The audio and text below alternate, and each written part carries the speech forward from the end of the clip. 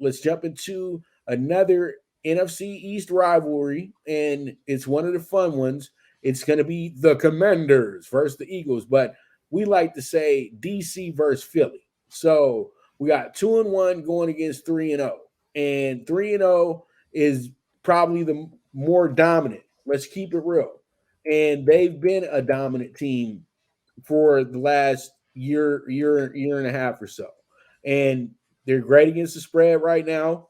They had a great game last night, a very thorough defensive game last night that a lot of people who, if you're a fan of theirs, you get excited about possibilities of getting back to the Super Bowl next year and all that good stuff.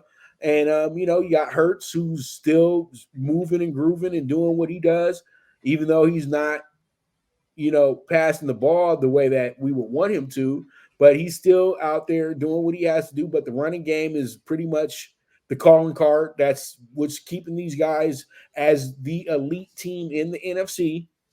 And when you got the trenches set up the way that they do, you can go to war with absolutely anybody.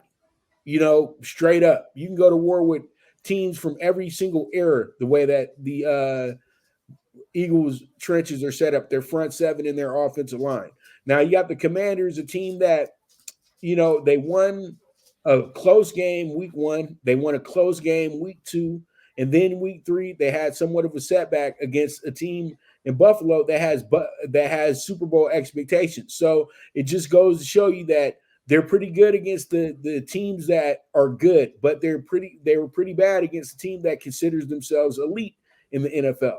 Well, the Eagles consider themselves elite. But the thing is, though, this is a divisional game, and we know Washington always plays the Eagles tough. They always play them tough. Let's keep it real. And we know that when they go to Philadelphia, they always make these games a lot more interesting than the spread tells them to.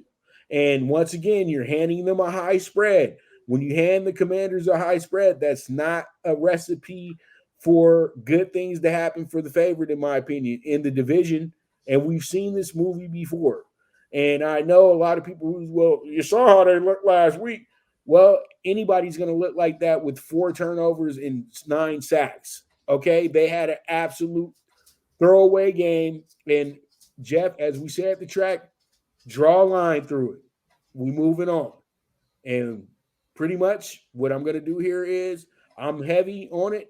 Commanders cover this game. And guess what, Jeff? They win this game as well, too. Because the Eagles are just too high up on that horse right now, in my opinion. And they feel untouchable, and they're very touchable right now, in my opinion.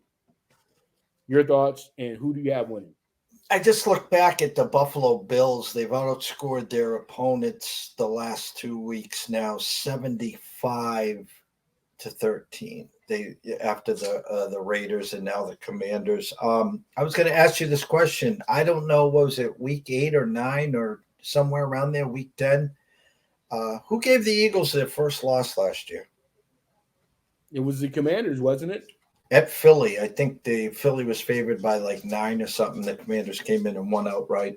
Tough spot for Philly. Short week, come back home 3-0. Another, dominant performance. In come the Commanders after laying the egg to the Bills.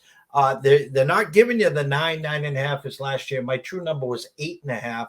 It's down to 7 with 44 or 44.5 at South Point. I bought the hook. I took the Commanders plus 7.5 here.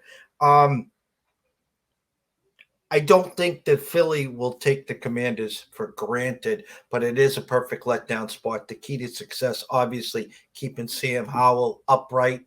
You're going to have to establish Brian Robinson. I think you're going to have to use more of Gibson in the passing catch, the RB catching the ball out of the backfield. McLaurin, got to get Dotson going a little slow. I had high expectations with Dotson this year, a little slow out of the gate. And, of course, the Washington defense is going to have to put pressure on Hurts as well. I love the points. I think it'll be a close game or closer than expected. What do we have? 44.5.